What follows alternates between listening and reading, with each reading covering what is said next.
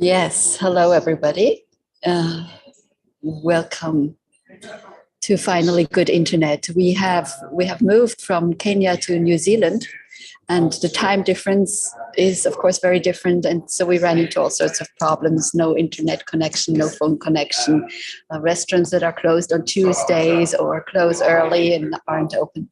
But we finally have good internet. Apologies for the confusion, and it'll be different again next month, October, because we'll be moving to, I think, a place with better internet and will be more flexible. Anyway, last time was quite confusing because the internet was so bad. So what we are doing right now is going through the not self of where we've been conditioned by outside forces, by teachers, the matrix, the parents, the siblings, who teach us to be different from how we actually operate. And we were going through the different energies of the centers, and I'll just pull up a screen.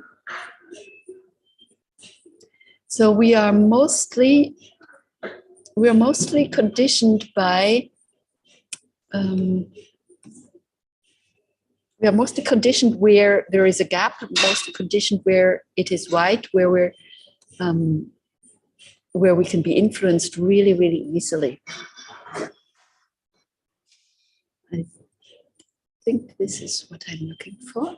Yeah, as we said before, there are some centers and gates that are defined, that are colored in, and though there are some that are white, not colored in. And usually the not self, it's the mind, so that we see what we are not. We see in the outside the energies that we don't have constantly. And when we see what we don't have constantly, when we see what we are not, the mind tries to convince us that we should be that way, because it is something that is we see in the outside, but we are not.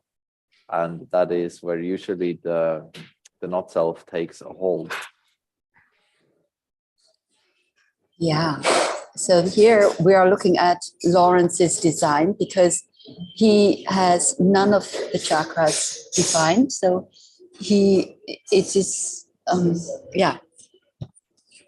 there's all this empty space where the energy of others goes, all this empty space where people automatically might be defining Lorenz. We talked about the solar plexus, the emotional center, and the different waves that can define as the emotional center. We talked about the sacral center, which is the life force, the generator, and if this is open and you're not operating correctly according to your authority and your strategy, then you might be asking yourself the question, do I know when enough is enough?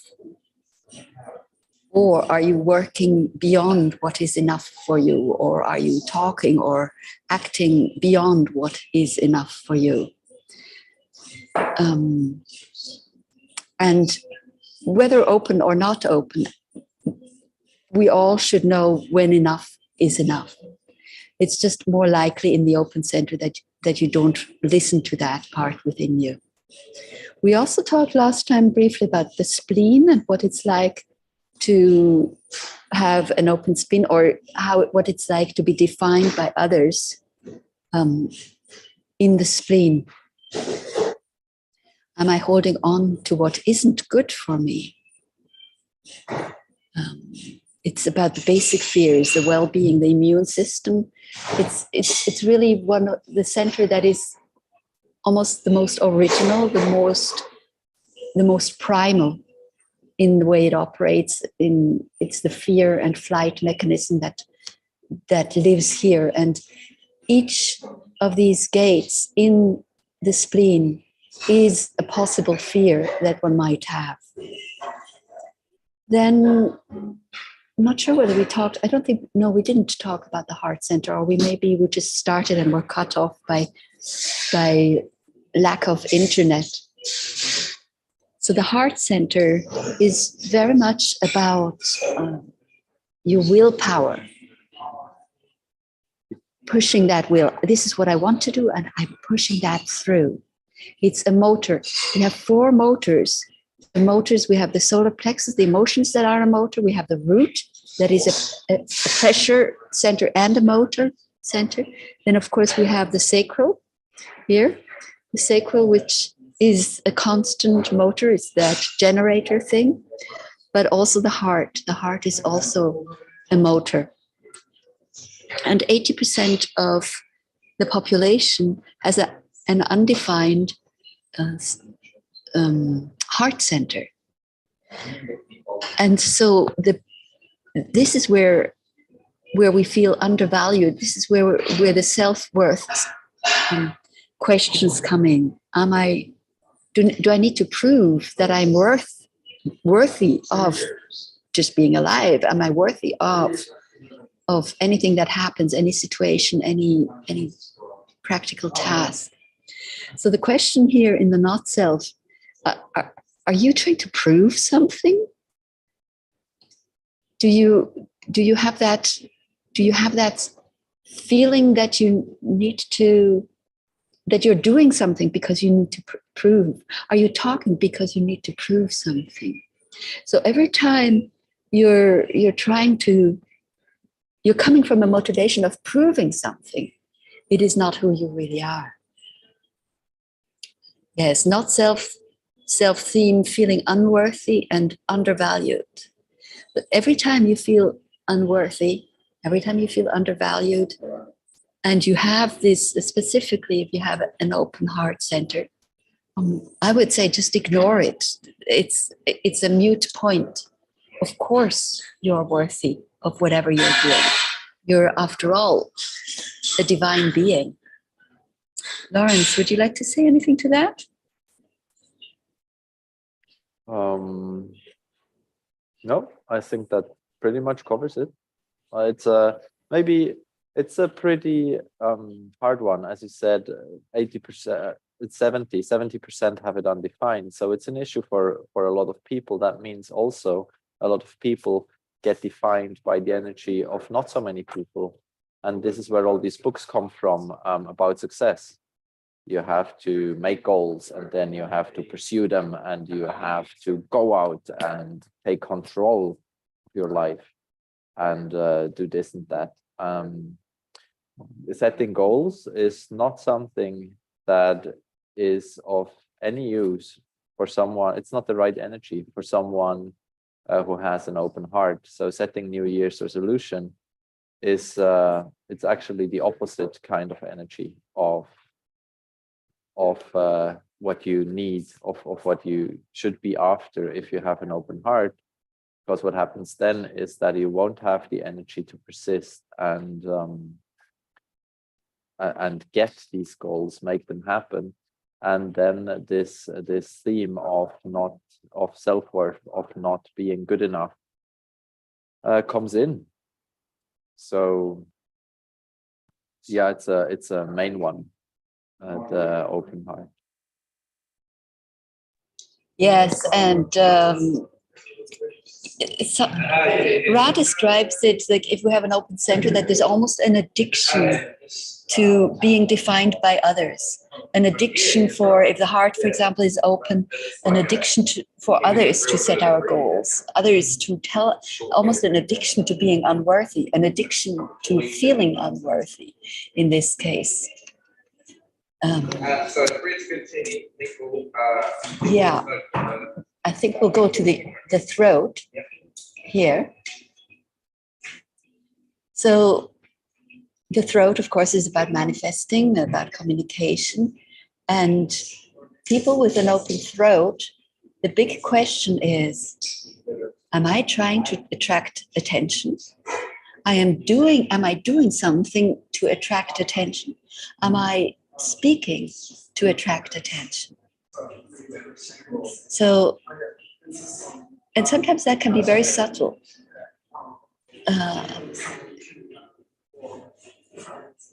And it's, so the open throat, one of the effects that happens is an open throat, it's really not about coming out and speaking, but if you're not in your own strategy and authority, if you're not yourself,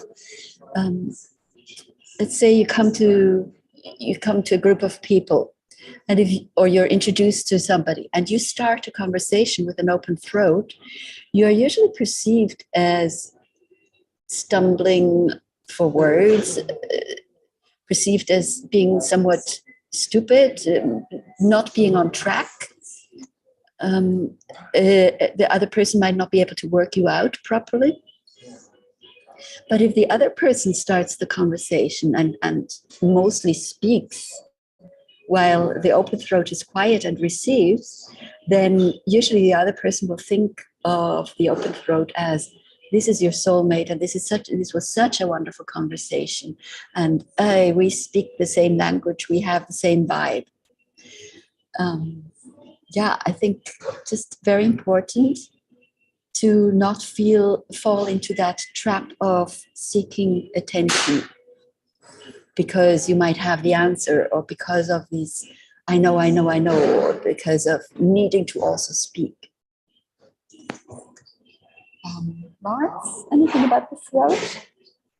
Yeah, what is crucial for an open throat is the timing, waiting until it is right for you to speak, and that can sometimes take a long time.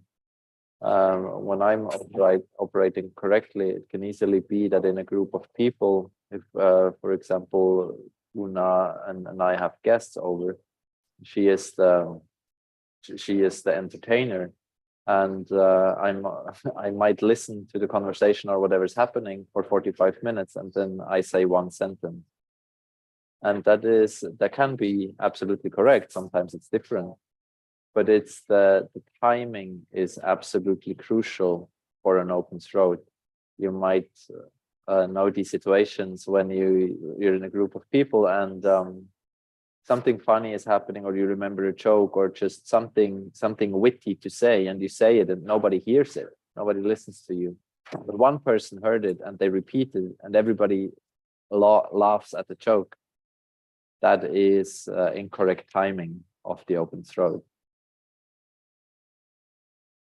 Yes, that reminds me of a situation. I'm in a small room, it was packed with people, just finished a meditation, and everybody sort of gets up and I ask a question and nobody hears it because I have an open throat too. Nobody hears. It's just, I'm not seen, I'm not heard.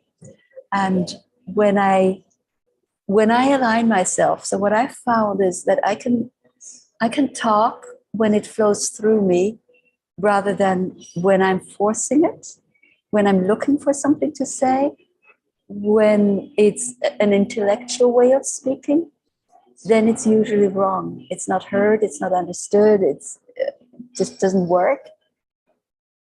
But if it flows through me, if I'm fully connected, then it works. Then I'm aligned with divine timing. Yeah. So that's the throat. Then we have the Ajna center. And here the not self question is, am I trying to convince everyone that I am certain? It's that pretending that I'm certain, pretending that I know something for sure. I don't really have much to say about that.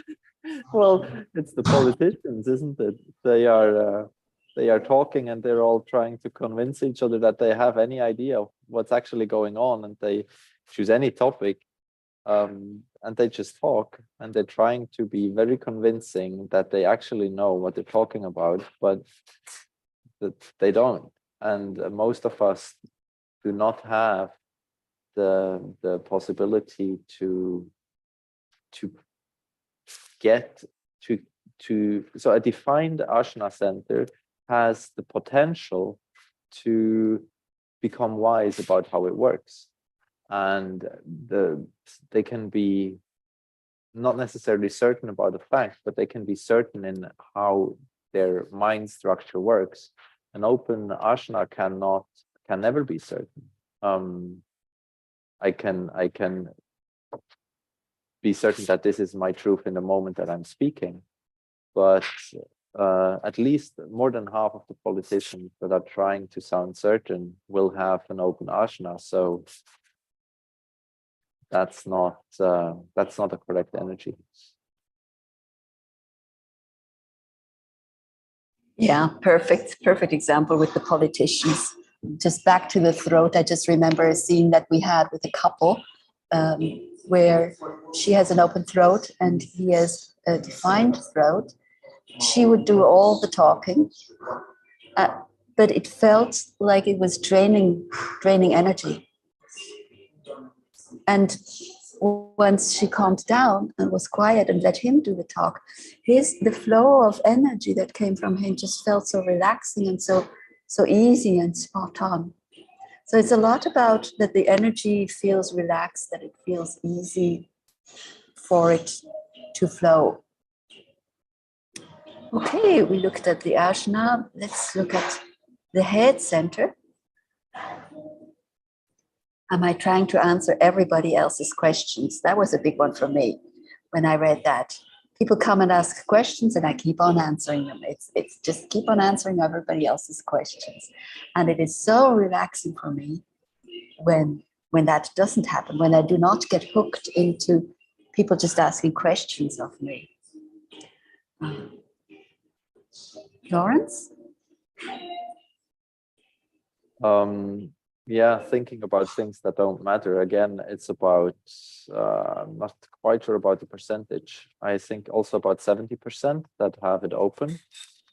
But they again get defined by the energy of those that have it defined. And I mean, if they are not correct, they won't think about things that matter either. But it is this hook. I can be in a group and they have this question in their head that they're trying to process, and they make me think about their question as well that they're trying to process, even though it might be the most unimportant question to me or in general. So the head center is where inspiration comes in, that then has to be processed through our thinking apparatus. And if we just allow anything to come in there, and every question to be try to answer every question, we are very easily distracted and manipulated, and kind of it's easy to pull a curtain over anybody's eyes if you just keep asking questions that don't matter, and they're kind of in this space of just distraction, space of not being present with things that actually matter. Yeah, great. Absolutely. This thinking about things that don't matter because other people are filling your mind with blah, blah, blah. That can easily happen, for example, at a dinner table, and people are making polite conversation about the weather, and it really doesn't matter what the weather is, but your mind is drawn to that conversation. And once you really get that, it can be quite frustrating. Okay, so that was the head center. Let's go to the root. We haven't covered the root yet, I think.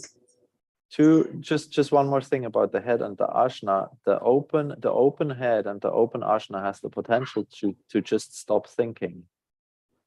That is not necessarily a possibility for a defined ashna, especially. So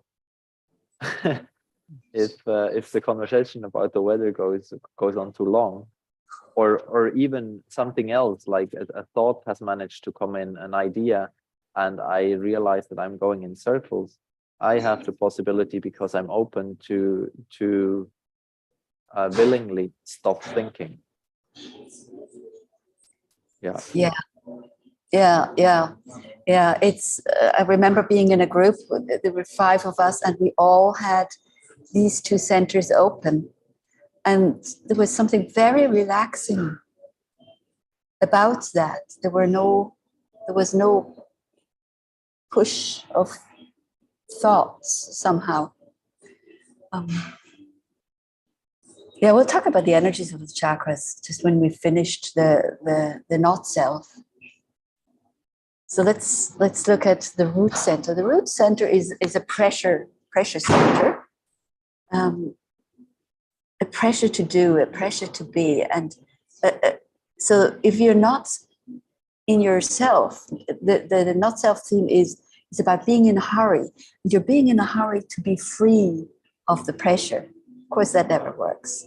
So that's why it's not self. So every time, and I remember things from my childhood. Come on, hurry up. Come on, tie your shoes. Come on, do your homework quickly. You've got to get done with this and you've got to get done with that. So that is not self. So I have a defined root, but even though I have a defined root, the pressure, this not self theme of pressure was imprinted on me. So every time we have that, we can ask ourselves, am I in a hurry to get things done so that I can be free of pressure? Lorenz, do you have something about that? Yeah, I really like the root. I have almost all the gates of the root without having the root actually defined. So I have an intimate relationship with root pressure. And it's the bucket list that never ends. I have a bucket list, but if I do something with the idea of actually it being over, it never, ever, ever ends. It's the literal hamster wheel. And to me, the way out for me is trust. Trust, to me, human design was a big resource. Trust into my design, trust into my strategy, trust into my authority, that I don't need to finish the bucket list. It's not about finishing the things on the bucket list. It's about in what energy am I attempting, am I doing all the things on the bucket list. And as soon as I realize I'm trying to do something with the energy of getting over it, I know that something is not right. It's a bit radical because we're so used to, I just have to do taxes and then I'm free. But if I start somewhere, I'll take the other thing as well that I just have to do, because then afterwards I can be free. And in the end, I have worked for 65 years of life, so I can afterwards be free with my pension. And at least for me, that's not an option. Yeah. There's a difference between being not self in a defined and not self in an undefined. The defined, if I am defined in a center and I'm not operating correctly, it's this feeling of not being allowed to be myself. People are telling me that I'm not right, although I know this is who I am. I'm being told you are wrong. So for me, I have these 4 motors, so very strong generating energy. And the not self for me would be people telling me, parents telling me, you're too much, you're too intensive, you're too, too strong. So then I have to bring down my energy and be my not self to please others. So that would be my not self in a defined, but in an undefined, you are not the not self is that you're not allowed to be to not be constant. You're not allowed to just float with the energy that happens to be. And so then you're faking it. So in the heart, for example, you're not allowed to not have goals. You must have goals. But actually, you're not made to have goals. So you're forced to fake something. You're forced to fake that energy. Then we go to the G center. And the G center is about love and direction. So how does love and direction fit together? If we're not ourselves, if we're in our not self, we are looking for love and direction outside of ourselves. We're looking for that direction where we will find love. We're looking for somebody telling us, well, if you mow the lawn, then you'll get love from me, that exchange. If you were just different, then I would give you love. That's the love and direction from an outer authority. From the inner authority, you find that direction within yourself. You find that love within your heart. It's that going into that wee space in your heart where you can just produce free energy, free love that is everywhere in the universe. Going within that inner compass. That's what this is actually about. Lorenz? To me, the Chi is probably the most tricky one for me personally. Whenever I ask myself, who am I? I know that I've been tricked by the open Chi. Seeing a defined Chi with the constant purpose, with the constant direction. It's not necessarily that they could put words to it, but it's an energy of they're on track. And this is very, very hard to see in the outside and realize the difference of that I'm not like that. But it's just my mind thinking that I should be like what I see in the outside as well. So for me, that most often comes up with the question, who am I? I can't find an identity for myself. And that's completely fine. It's just that my mind doesn't think it is. Yeah, let's talk a little bit about the energies, how we perceive, Lorenz and I have worked out how to perceive the difference in the different energies. And I think we'll start again with the solar plexus. And the energy of the solar plexus is a wave. And it's a constant wave, and it's always there. There's always emotions. The defined center. There's always some kind of emotion there. So when I speak, me with a defined center, there's always an emotion in the words that I speak. There's always an emotion in whatever I do. And it's not necessarily so that the emotion that is behind what I speak and behind what I do gives you the sense of where my consciousness is at and what my consciousness is thinking. It just gives you the information of where I am on the wave. The sacral center is just like a generator. That's what makes you a generator. If you have this defined, it's just a constant motor. It's just like a cat that is purring. It's just constantly going, and sometimes it gets racked up and there's more energy going, and sometimes it's a little less, but it never stops. It's always there. It's that life force energy. Lorenz, you just jump in when there's something you want to add to it.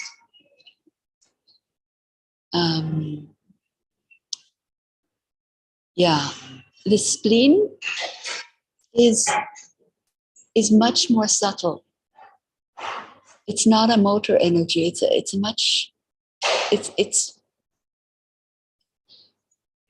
intuition and instinct is almost, these words are almost too strong for for that sense, that feeling in the body that just feels the energy in the surroundings, and the energy directs the body to do something.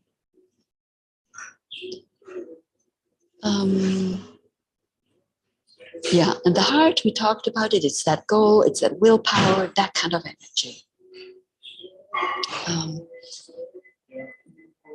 The throat, that's manifesting energy. It's that which wants to be created, that which wants to come out of, to come out into the outside. Then here, where the thoughts happen, the way we've been experiencing and sensing it is that when that is defined, that energy is like a marble going down. There's a track through all of this. There's a thought, there's an input, a thought that comes in, and it follows a specific track, and then something comes out. And ideally, that which comes out has improved or added to the thought that went in. If that doesn't happen, well, then, maybe it wasn't worthwhile letting that input, that thought, flow through that track. And then the head center, you may notice that it's the only one that pokes up and out of what we call the crystal. And it has that connection to the outside. It has that connection to where insights come in. It's also quite a subtle energy, and it needs to be free and open to have those insights coming out of nowhere. Yes, and this, it's like a compass. It points you in the right direction. The right direction is when that direction comes from your inner authority and your strategy, rather than from the outside. And then we have the root, which is a pressure. So this center and this center, so that the head center at the very top and the root center are pressure gates, and this pressure from the root pushing up into existence, and from the head center at the very top, pushing that insight down so that it can be processed through the electric circuit board, through the crystal. Lorenz? Just to add to the last thing, the circuit board is a very adequate metaphor because it all flows to the throat. So the pressure from the top and the pressure from the bottom flows to the throat and wants to be either expressed, thoughts want to be expressed or manifested. Everything that comes from the root up wants to be manifested. So it's these energies coming in, building up, progressing through your circuit board towards the throat. And these circuits, you can look at them, the gates, there are 64 gates in your chart, and they are grouped into circuits, and the channels are grouped into circuits. So that's very interesting to see what kind, like where, in what kind of circuit, in what kind of channel does your energy flow, and it gives more insight into your vehicle and how your energy system works.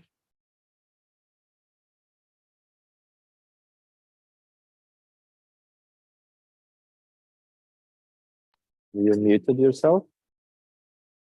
You're muted. Yeah, got it. So let's see, what am I sharing now? I'm sharing our different charts. So that was an overview of the not self, how we can be defined from outside. Let's talk a little bit about the splits. So Just looking for a good.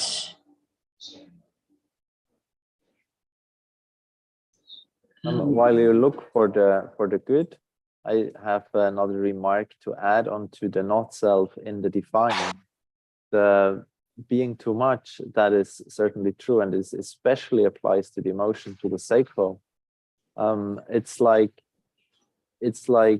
the not self in the undefined, you could say, gets defined, gets conditioned by the energy of the defined center, and the not self in the defined gets conditioned by the energy in the undefined. So just to make one example, it's really interesting to go through these in a specific chart. But if you take the spleen, the left triangle at the left bottom of the chart, the brown one, yeah, that one. As we said before, the not self in the open spleen is hanging on to things longer than is good for you. And that means that the defined gets conditioned by the undefined. So the undefined say to the defined, you have to hold on. You can't let go. Like, this is so important. Don't let go. You need to grab onto it. You need to hang on to it. You need this in your life. And this is how we manage to kind of get it wrong for all sides. Okay, I have found Corinne. And so what we're looking at is defined. If two centers are defined, it's because there's a channel that's connecting the two. So these two, the head and the aina, are defined because there's this channel. But there's no channel between the throat and the ajna. The throat here is defined because it's connected to the heart. What we have here is these are connected, this is connected, this is connected, this is connected. So all these are connected together. That's I look at it as one island.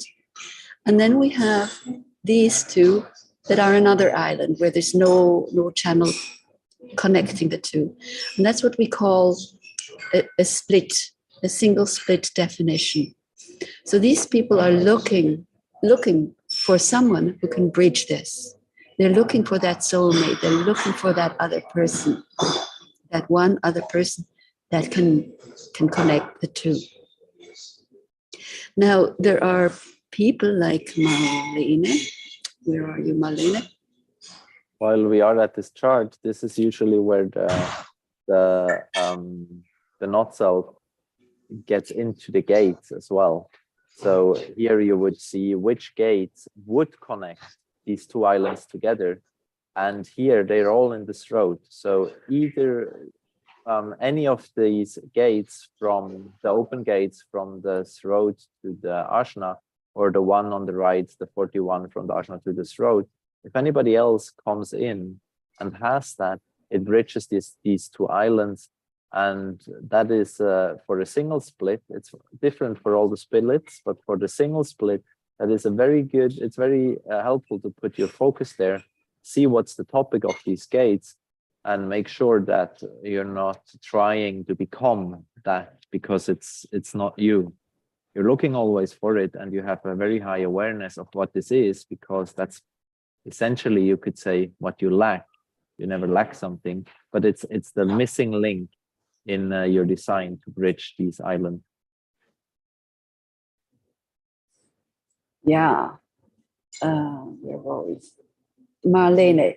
So Marlene has one island, one connection. So she's not looking for somebody to connect her with somebody else.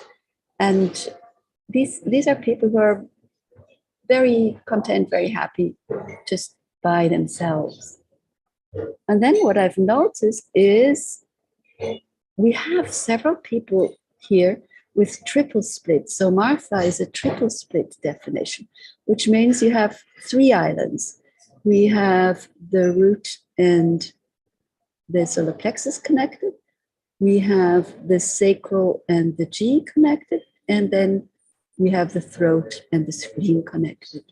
But people with triple split definitions, they do best in groups. They do best in sitting in a restaurant and just feeling the aura of people walking by and just feeling that, because there's always something that will connect here, there's something that will connect there. They're not looking for that one other person. I think we've covered the different splits. Is that correct? Yeah, that's correct. For the single split and the triple split, the focus of the not self goes back into the open centers. So it's no longer because there's so many gates usually that bridge them, or no gate at all. For the single split, the interesting areas for the not self to look at are the open centers again. And then I wanted to just touch upon the Incarnation Cross. We all have the Incarnation Cross that says here, right angle cross of Eden. There's many crosses, and the cross comes from the sun and the earth. We have here the personality, sun and earth, and here we have the design, sun and earth. I'm just going to stop share and share something else where we can see that better.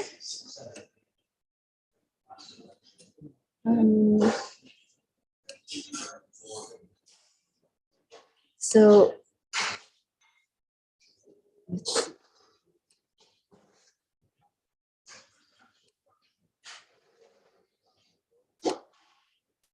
you have the raven mandala. And so my sun is here in the 46. It's in Libra, and the earth is always directly opposite the sun. So my earth is at the beginning of Aries here in the 25th gate. And 88 days before that, just going to go to Incarnation Cross only. 88 days before I was born, the sun was here in gate 52, and the earth was directly opposite in gate 58. And because it's 88 days before, it's almost a right angle. So it creates a cross. That's the only reason why it's called a cross. And because it's the sun and earth, they have a very strong influence on us. And they are really guiding principles for our life. And it's about our life purpose, about fulfilling our life purpose. And it's not about that we can force it. It's about that it happens when we live correctly according to our authority and our strategy. Lorenz, anything to add? That's basically it. Ra says it takes about 30 years of living more correctly than incorrect for the potential to develop, to live out your Incarnation Cross. And as soon as I said, you can't go hunt for it. You can't decide I'm now going to live my purpose. It's through being correct in strategy and authority. It turns out that you realize at some point that, oh wow, that's actually what I'm living out. Yeah.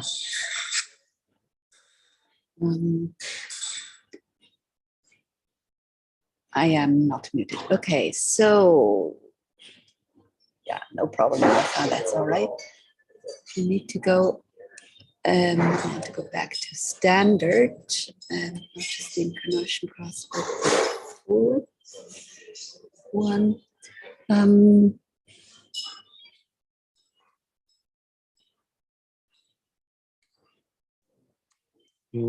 Maybe we have. Sorry, I was just seeing if there were any questions because we talked so much for the last 45 minutes. Yeah, Martha had to go. Okay, no questions. The red, yeah, Marlene? Go I ahead. think I do have a question. Yes. So when you talked about the root center, I was wondering. So my mom has a defined root center, and she's very like in a time rush all the time. So she has a very high rhythm, you could say, or so very active. And of course, when she's with others or with me, it swaps over. So you feel like I'm in a rush too, or and I need to. Sometimes it's easy to handle, and other times I just need to keep my distance. So is that her, let's say, definition? Is she like born into this a high tempo, or is it something that she took on and she is dominant with her defined root center? Yes, she should not be in a rush. The answer is I'm in a hurry to get things done, if the answer is yes, I'm in a hurry to get things done, then it's not correct for her. Then it's like most of us, like I was saying, you can see here, I've got a defined route. That sense of I need to finish something so that I can do something else. I need to finish something so that I can relax. If it's that, then it's not correct, even though it's defined. Okay, and is there any, I don't know, anything she could do in order to relax more into a more natural state of rhythm? For me, it's about awareness. Hmm. It's really through human design, this awareness. I am hurrying just so that I get something done. When I feel that question or that statement, I'm hurrying, come up, I know I'm not operating correctly, and so I just take that thought away and relax. And it's also how advertisement works. You know, that thing, hurry because already so and so many Airbnbs have been booked in this area, so you have to hurry to book your Airbnb or your hotel, or you have to hurry. This hurry pressure is used. Okay, yes, very good. Okay, thank you. You're welcome. Yeah. Yes, just quickly about the red is the design part. It's the 88 days before we are born, and the black is the personality. So the red being the design, it's the body. It's the subconscious, the body, and the black, the personality. We know what personality means, but we're neither the body nor the personality, but we need the body and the personality to operate correctly, so that who we truly are, our consciousness, our awareness can come through. And what I found interesting is that there's a very ancient pre-Vedic knowledge that talks about the soul coming in about 26 to 27 in week 26 and 3 days, I think, which sort of is equal to the 88 days beforehand. That's when the soul comes into the fetus, into the embryo, and it comes in as a cymatic imprint. It comes in as, that's when the fingerprints on our fingers are made. That's when the uniqueness of who we are comes in. So that's just a very interesting point for me. Lorenz, anything? Nope, nothing to add. Okay.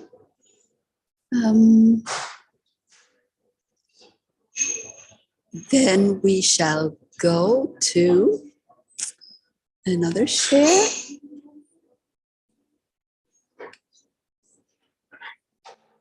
Oh.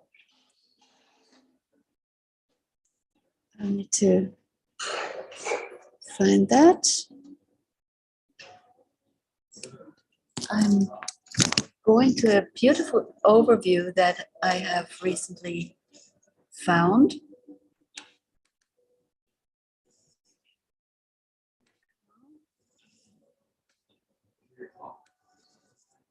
Which just shows, and I'll share it on the Telegram group, which is just a very clean and clear overview of the different energy types: the generator, the projector, the manifestor, and the reflector. And we had the privilege of recently being with a couple where she's a manifestor and he's a projector. And of course, I'm a generator and Lorenz is a reflector. So we had all the 4 types, and it was spectacular to see what happens.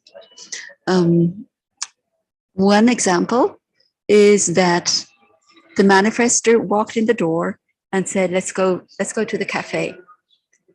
And confusion came up. And the manifestor, it just says, let's go to the cafe. That's sort of like, this is what we're doing. There's no question, there's no invitation, there's no nothing. It's just, this is what we're doing.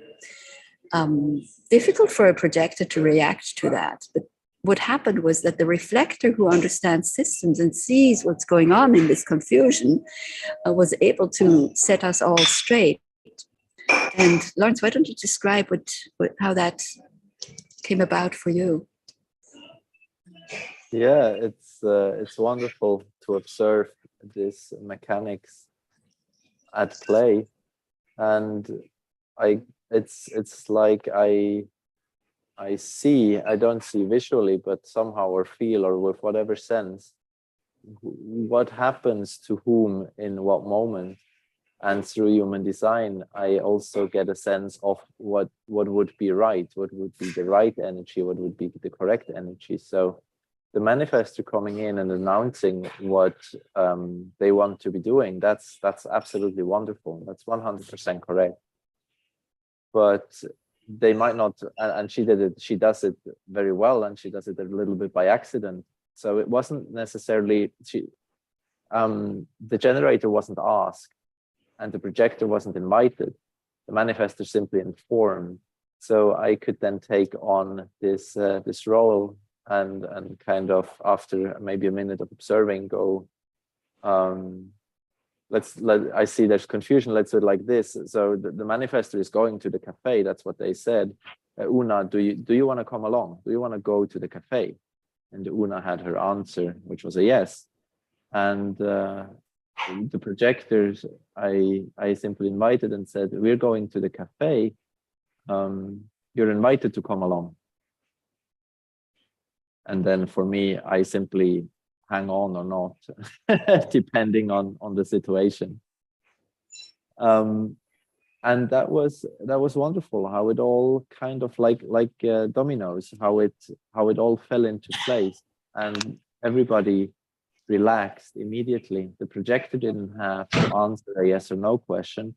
The generator had something to respond to, and the manifestor was happy that she had impacted the whole room, and what she wanted to do actually came about.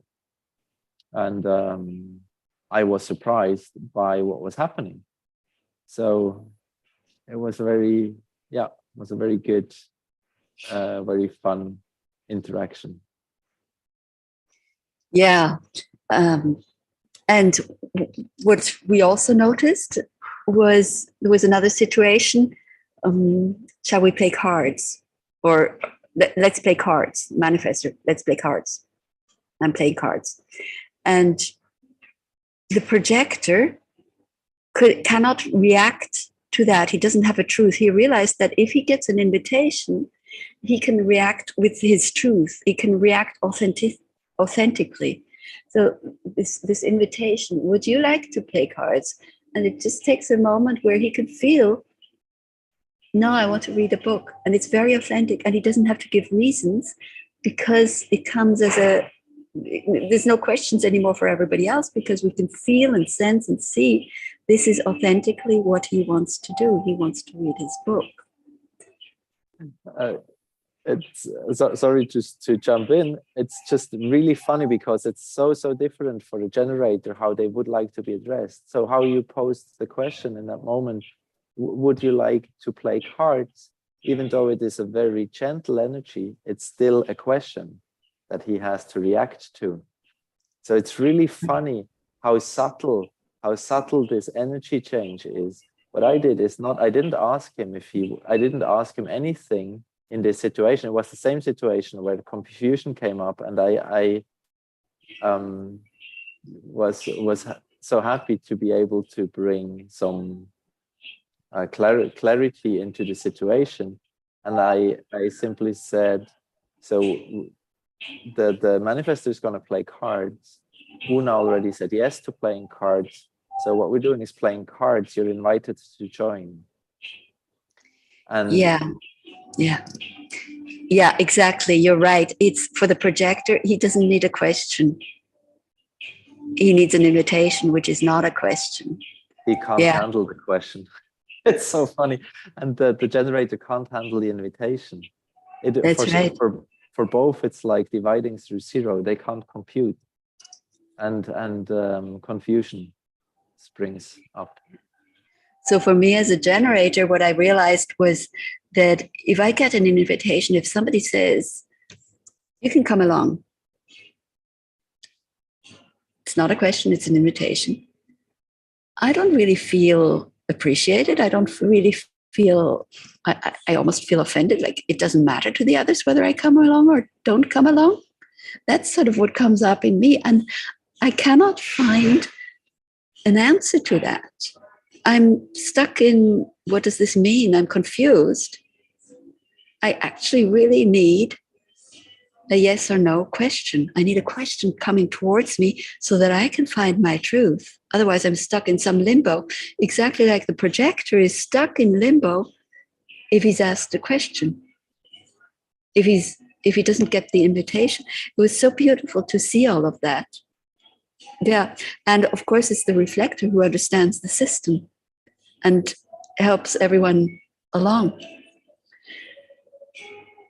So yes, here we see the aura. We talked about that in the first session, the aura of the generator that wants everybody to come in, let's do things together. The projector who focuses on one person. The manifestor who has this energy of pushing outwards.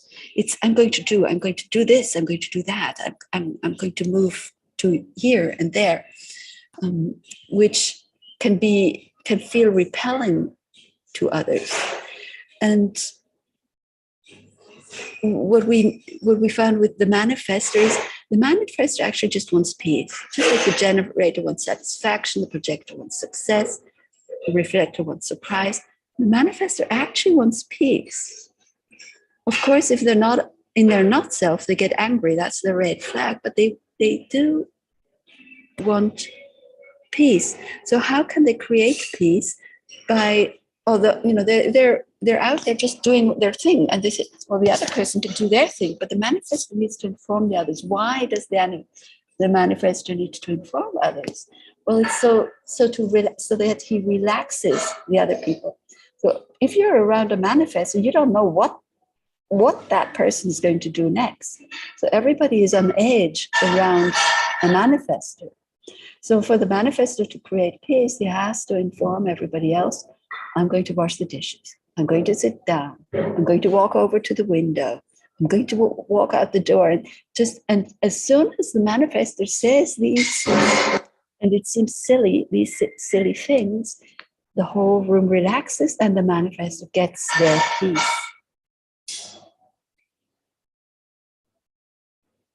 Yes, and the reflector is always sampling this and that, and they cannot stop. They're always tuning into everybody else, and it's like they're gauging where everybody's at, where the system is at, where the individual within the system is at. So here, the manifestor is here to lead. The reflector is there to gauge, is everybody okay? If they're not okay, the reflector will jump in and clarify the situation and tell everybody, well, this person needs an invitation, this person needs a question, etc. The projector is there to guide. So they need the invitation to guide. What should we do next? What is needed now? And the generator is here to create. It says here work and build, but to me, what it should say is to create something beautiful. Dysfunction for the generator is enslavement.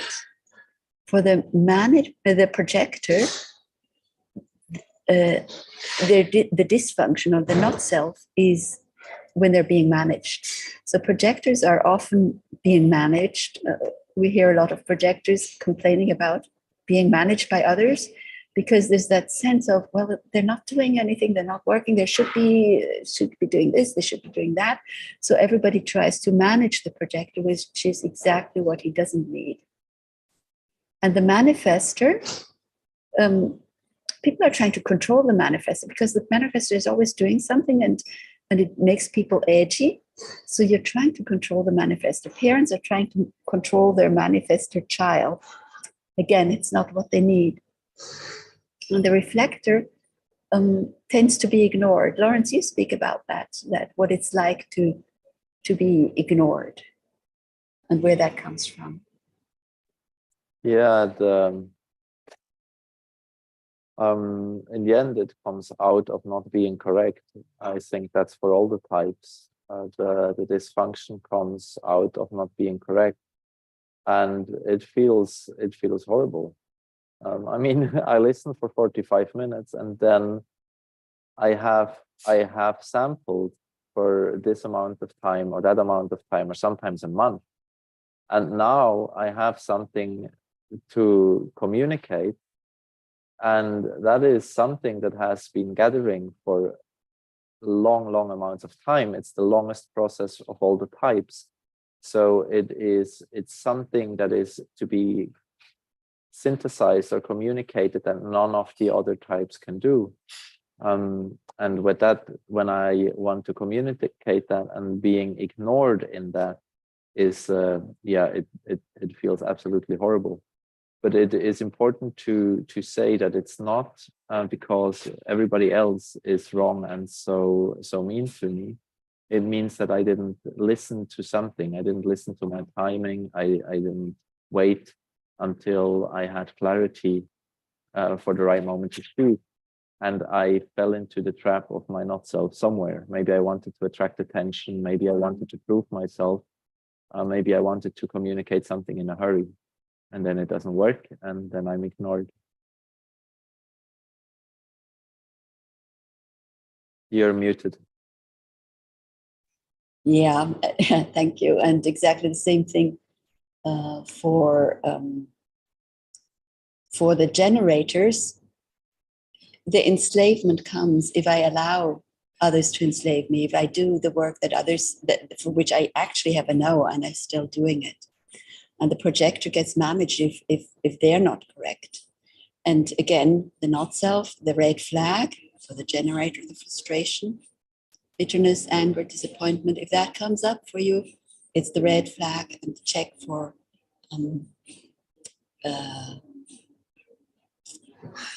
did I use my strategy and did I use my authority? What does the generator need? He needs external stimulus. The projector needs recognition. It's saying thank you to a projector, saying, wow, you're really good at this, or all that recognition is so important to a projector, not so important for a generator. It's okay, yeah, it's nice to get recognition, but it's not as vital as it is for the projector. For the manifestor, correct timing is hugely essential. And for the reflector to have the time, just to have the time without anybody putting pressure on them is what they need. Yes, then we have the existential questions. The generator asks, who am I? The projector, projecting on the other. Who is the other? Who are you? Who is it that I'm speaking to? The manifestor wants to impact. Who can I impact? The reflector looks at who is different. So the reflector can, in a group, see, because they're constantly gauging the whole system, who is different, who is not quite aligned with the whole group. And so the modus of operandi for the generator is about groups. It's about the togetherness, the teamwork. For the projector, it's one-on-one. For the manifestor, perfectly happy doing things all by themselves. They just go and do whatever they do. And for the reflector, they are among everybody else and yet separate. They're just on a system level. And not within the system, but seeing the system. That's how I see it. And so how do we come to victory? The generator loves what he does. The projector is very happy when they can give the correct outer authority. So if they can give the correct authority to someone who's seeking guidance from them, they're happy. So this is really perhaps important for people who are not operating correctly according to their authority. The projector can give them the correct authority. Manifestor needs freedom so that he can do what he needs to do. And the reflector has that happiness when he can communicate with others. So for the reflector, Lorenz, in the situation we described, communicating with others to bring balance to the whole system brings that sense of victory, happiness. I'm not sure what it is, but it just feels good. Now, what do you do with children? So I guess let's start with the manifestor, because the manifestor child just gets up and does. And that puts everybody on edge. And so the parents are trying to control the manifestor. Everybody's trying to control the manifestor because they just get up and do. So what do you teach the child? You teach the child to ask for permission. And then it's more likely to get a yes. The child just wants to go out and play and just gets up and goes and plays. That feels really edgy for the parents. Like, where is it now? What is it doing? What's the manifestor up to? If the child learns to ask for permission, can I go out and play? It relaxes the parents, and most likely it'll get a yes. What does the reflector child need? It needs a lot of space, a lot of time to grow at its own pace, no pressure. The projector, you teach the projector child to differentiate between when it is receiving an invitation and when it's not an invitation, but some kind of pressure. Teach the projector child to wait until it receives an invitation. And how do you deal with generator children? Teach them to respect their own sacral sounds. Teach them to feel whether this is a physical body response of yes or a physical body response of no. So back to my childhood, when food was pressured into my mouth, that was not respectful of my sacral sounds that said, I